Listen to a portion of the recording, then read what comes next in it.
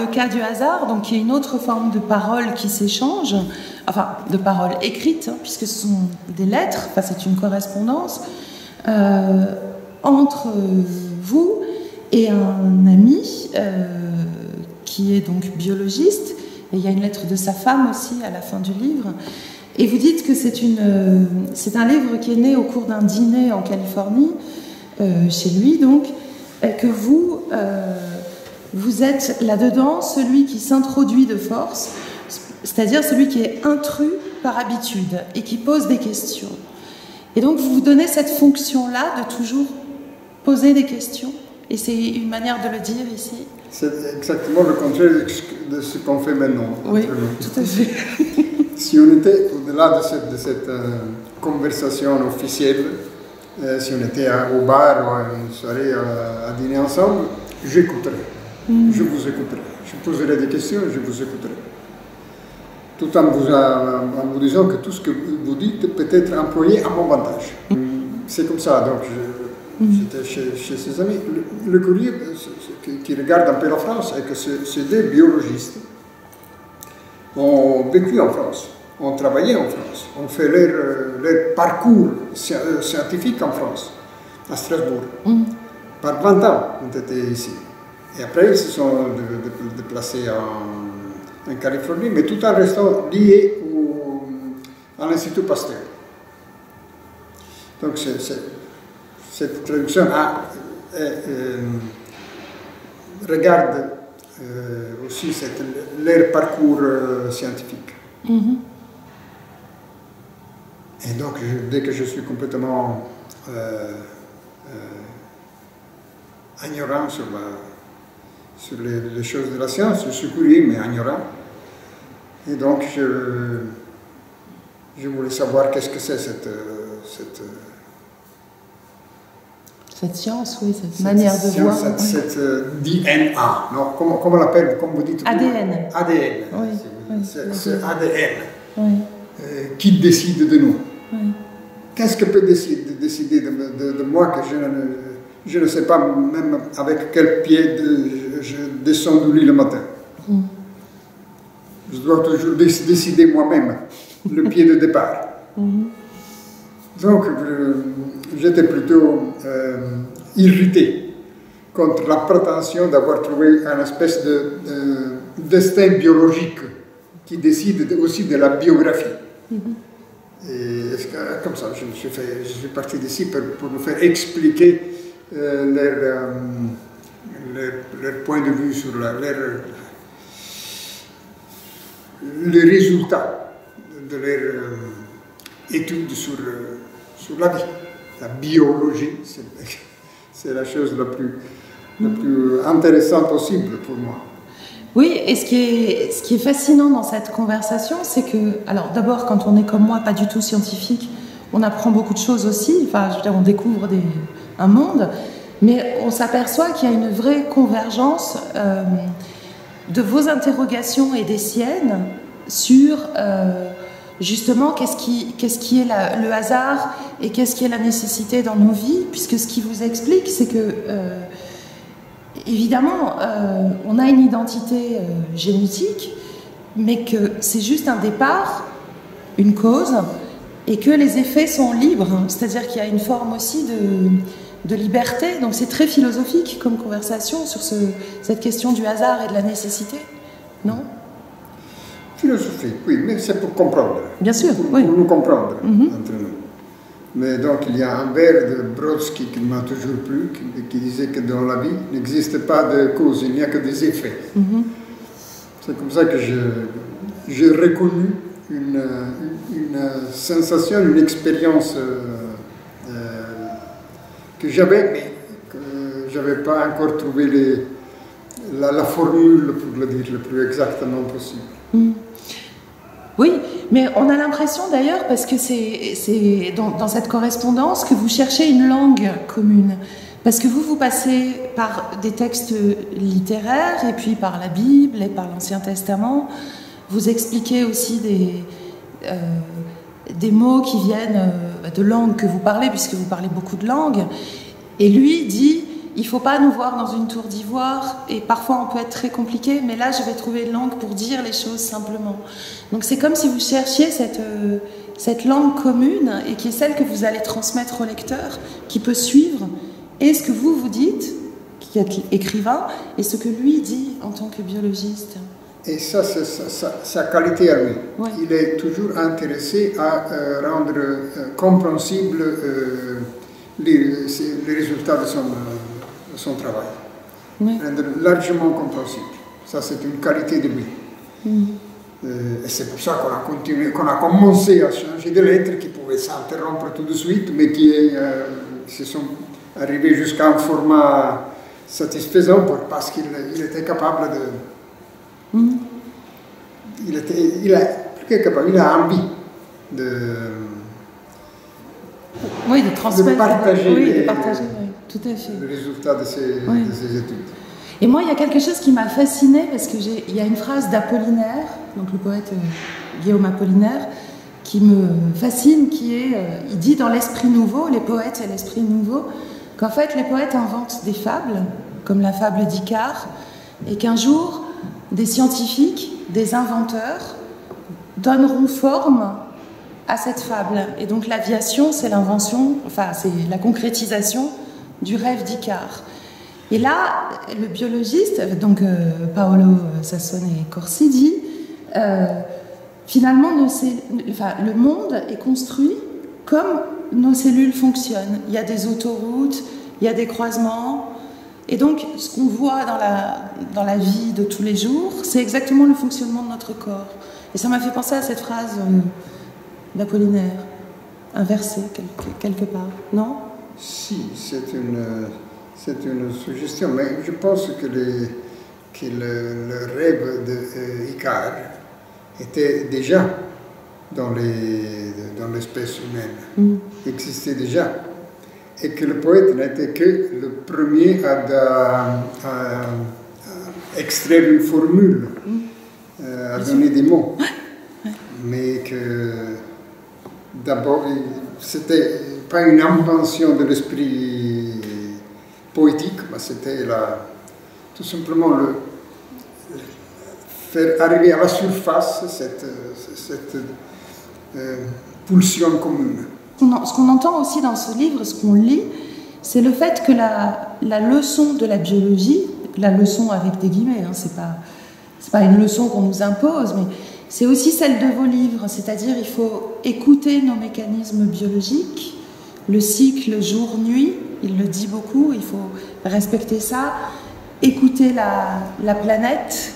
Et vous, dans le plus et le moins, vous dites « j'étais une chose de la nature exposée à la saison ». Et donc il y a cette idée aussi que comprendre comment fonctionne notre corps, c'est arriver à entendre ce que vous écrivez dans vos livres aussi, d'écouter le monde, d'écouter l'univers, d'être un parmi cet ensemble. En plus, j'ai comme caractère, j'apprends du corps, plutôt que des raisonnements de l'abstrait. Donc j'apprends tout ce que je sais vient de mon expérience physique. Et la tête est le dernier passage de l'expérience, le moment où toute cette expérience physique qui remonte des canaux du corps arrive à une formulation de conscience de ce qui se produit. Mais le fait d'avoir des informations à travers le corps me permet de garder toujours la merveille. Parce que je ne connais pas ce mécanisme dans lequel j'habite. J'entends que c'est une legs des générations qui ont perfectionné cette machine avec la meilleure expérience de résistance. L'espèce humaine est capable d'habiter tous les endroits de la Terre, donc tous les climats. Et toute cette expérience commune se concentre dans les générations. Et donc nous habitons un format qui a une expérience biologique énorme, de laquelle nous connaissons ce que nous pouvons apprendre dans la petite expérience. Mais j'essaie d'habiter un palais qui se consume un peu, parfois il m'ignore. Je suis même hôte dans moi-même. Oui, bah c'est ce que vous écrivez quand vous dites que vous êtes étranger à votre propre corps. Que vous habitez un pays inconnu. Que votre corps est ce pays inconnu. Vous l'écrivez dans le livre. Et aussi, le fait que je vieillis et donc je suis plein d'absents. Souvent, ces absents habitent de moi. Continuent à habiter et à avoir une prolongation de vie dans moi. Et ça me rend encore plus une place de cette foule d'absents. Oui, mais d'ailleurs, il y a des pages absolument magnifiques sur le deuil dans votre livre, dans le plus et le moins, sur cette blessure ouverte qui est toujours comme au premier jour de la mort des parents en particulier, et le fait qu'ils vivent en vous et qu'il y a une forme de deuil qui passe d'ailleurs, c'est très très beau, par la nourriture, par le fait de ne plus manger certains plats et d'être non pas au cimetière mais dans cette pensée permanente. Ouais. Oui, le deuil, on le manifeste à la table plutôt qu'au jour des morts. Il y a une phrase, toujours dans le cas du hasard, où vous dites aussi que ce qui fait le lien entre vous, écrivain, et donc Paolo, le biologiste, c'est le fait que vous êtes tous les deux arpenteurs et que vous mesurez les choses, que vous parcourez le monde, les êtres. C'est des histoires peut-être de rencontres et d'écoute. C'est ça que veut dire cette phrase? Nous sommes tous les deux arpenteurs. Dans son cas, c'est la mesuration scientifique. Et dans mon cas, c'est l'expérience physique. En plus, nous sommes napolitains. Oui. Qui nous donne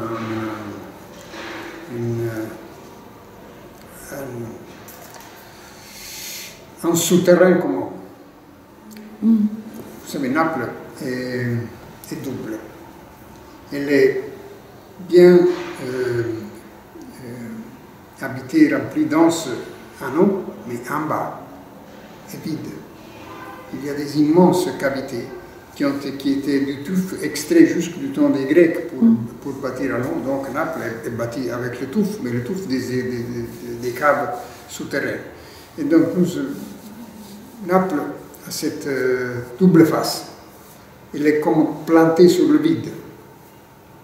Et nous, comme Napolitains, nous avons comme vide sur lequel nous sommes plantés notre dialecte. Notre dialecte nous donne nous soutient, mais c'est du vide qui nous soutient, parce que nous parlons la langue, l'autre langue. Mais cette langue de dessous, souterraine, est la langue qui nous permet de nous entendre sous peau, sous la surface. Oui. D'ailleurs, vous parlez beaucoup de Naples dans Le plus et le moins, parce que vous parlez aussi de Naples comme d'une ville où on est toujours sous la menace, finalement, du tremblement de terre, du volcan, évidemment. Avec d'Hazard, habitants d'Hazard. Ouais. Comme beaucoup d'endroits du monde, qui ont une espèce de commun système nerveux, qui les rend très attentifs au signal. Ils ont une sensibilité de surface qui les rend en permanent état d'alerte. Pour finir avec ce livre, et passer donc à Le plus et le moins, Paolo Sassone Corsi dit qu'être scientifique, c'est penser outside the box. Donc c'est penser en dehors des normes, en dehors des règles. Est-ce que c'est pareil pour un écrivain? Dans Le plus et le moins, vous écrivez-vous, il est dangereux de se pencher au dehors, dit l'écriteau officiel des temps modernes, il est nécessaire de le faire. C'est un peu le même mouvement, non? Oui, si, c'est le mouvement, c'est se pencher au dehors. Une fois, quelqu'un m'a demandé comment on devient écrivain. Et donc je dis, pour moi, ça s'est passé comme ça. J'ai lu un camion de livres. J'ai lu un camion de livres. J'ai écouté l'histoire des anciens et je me suis penché dehors. C'est des choses qui ont fait de moi un écrivain. Et en plus, ça me rend aussi un citoyen. Parce qu'un écrivain qui fait bon son métier, mais qui ne se penche pas dehors, donc qui ne s'intéresse pas à ce qui se passe autour de lui, fait son bon rôle, son bon métier, mais il manque de citoyenneté. Donc ça me donne cette possibilité d'être aussi citoyen, en me penchant dehors. Oui. Et ce que vous faites d'ailleurs aussi dans la pièce, enfin, c'est ce que j'appelais la dimension politique de la pièce, mais c'est peut-être une dimension citoyenne alors. C'est ce terme-là peut-être qu'il faudrait employer. Citoyen, parce que le citoyen est seul. Ouais. La dimension politique imagine une communauté. Ouais. J'ai fait partie d'une communauté de ma jeunesse, une communauté de révolutionnaires, donc je connais la différence entre appartenir et agir dans une communauté et être quelqu'un qui est tout simplement un citoyen de son moment, de son pays, et réagir émotivement, d'abord émotivement. Je ne suis pas inscrit à des partis ou à des mouvements. Je suis sollicité par des circonstances qui sont celles qui m'affectent, qui me regardent plus. Je ne sais pas pourquoi. Je ne les choisis pas.